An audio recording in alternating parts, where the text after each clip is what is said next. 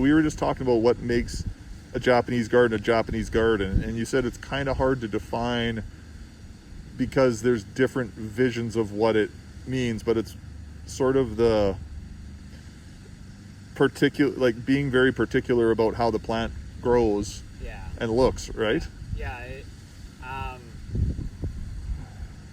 Pretty much like Japanese gardens are supposed to reflect some kind of natural scenery. Right. So whatever story you're trying to tell within the space that you have, you want to be able to prune and convey the same thing. So for certain areas, we might want a little more of a screen, so a full shaped Yugo like this one, and then others we want more of a, mountainscape, windswept kind of feel, more like the ones behind you and these ones where we have layers kind of pulled out to really show the branch structure and almost to convey a little bit of age too. Once you get really stocky in plant material, it's kind of matured, and we want to kind of convey that earlier than waiting 50, 60, 100 years. Right. But yeah, our designs can get a little mixed up sometimes depending who we get advice from and recommendations. We had this pine here initially was supposed to be layered, and it was to match these other two that we'd already layered out. Yeah. And then we had the original on-site architect, and he would like to see this one more of a full, natural, more rounded kind of shape? More rounded shape that you would have more to block the view from the dry garden, so you don't see the people entering from the gate. Oh, so different design decisions based on what you want to actually see and have the customer see. Okay. Yeah. Okay, so like now you talked about this, and I'll try and move up here and get like a zoom in on the candling here. I'll try and see if I can make sure that I get on here. Okay, so I think I got it. Yeah, there we go. So if you want to just describe how that grows. Yeah, so this is a good example. These ones are fairly even, but basically you have ideally kind of 3 candles coming up with new growth. So all of this growth on these will harden off into more woody like there'll be branches at some point? Yeah, so it'll end up being something like this. Oh, okay. Next year. Okay. So all of this will extend up, it'll open up, and all of these are actually needles. Okay. So with the way a pine grows, you always have the dominant one, and this will keep on going each year after year.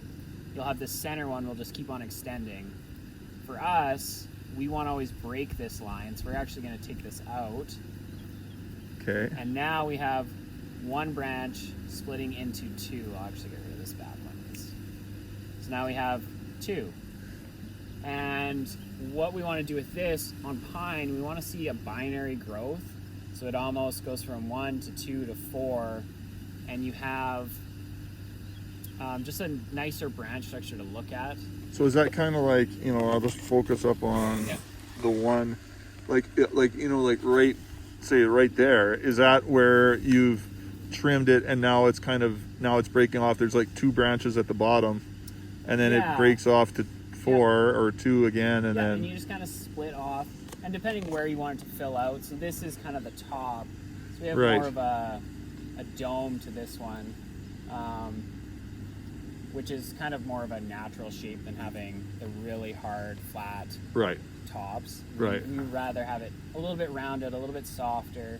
But yeah, this is basically the idea we're going for, where it keeps on splitting and then splitting. So it goes from very coarse to very fine at the end. Okay. That's the ideal we're looking for. That way it creates a sense of age. Okay, yeah. Okay. When you have very long straight segments, that's a very young growth pattern. Okay. You get that very leggy, young look to it, which is great for certain scenarios, but for here we want to create a sense of age. So how old is this? Like this juniper or this pine? Yeah. So This was, pretty sure this one was taken out of someone's yard. Yeah. But I would probably say this one, I don't think this was original, so I think like 35 years ish. Okay. And I think initially its growth pattern was, again, just very young, right, just straight out, and right, then year after year you just keep on breaking all the candles. Yeah. And these are really supple, so right now you can just break right wherever you want. Wherever you break it, this is the height that it'll be next year. Oh, so okay. So if you need it to be, so here's up here, these are good examples. I've already done a lot of these. Yep. And you break it wherever you want, so now when it opens up, it's going to be a soft, nice dome. Oh, okay. So like that one there that's got way more like the one Yes, to the so left of it. You haven't done that one yet, but you're going to do that one, and then it won't. Oh, so that, okay. So that's how you get it to not grow past there. Yeah. Oh, okay. Yeah. And they will grow like quite a bit. Like we even already, and this is very early on in the year, like we're getting a lot of growth already. Yeah. And so if you don't do it, you end up starting to have that natural form. It'll just go back into a ball. Right. And you'll just lose all that work that you did year after year after year. Oh, Yeah. okay. So like, so to do this one plant, this one pine, what is that, like half a day's work, or? It depends how much your. I guess depends what growth it is. The shape, yeah. Oh yeah, right. There's certain times where I'm really contemplating maybe taking out like a whole branch, and I'm gonna look from like the front gate all the way to the deck, to the walk, anywhere that someone can see it. I'm gonna look at it from 360 degrees and try to figure out if that's a good option or wait. But yeah, typically if I'm just handling it, this is probably half a day to maybe a full day. Yep. Later on in the season, once I've been doing this for a while, they go a lot quicker. You just see the patterns a lot faster. Yeah. First couple ones are a little bit slower as you get back into the groove, but. So when do you start, like, are you active over winter? Yeah, so I'm here over winter. We have our winter light festival, Yeah. so I put up all the lights for, with my team. We put up all the lights in the trees, climb them, wrap them. And then I can do a bunch of pruning, but mostly it's dealing with any deadwood in the spruce, stuff like that. Okay. It makes it a little bit harder to do any pruning with so many events in here anyway.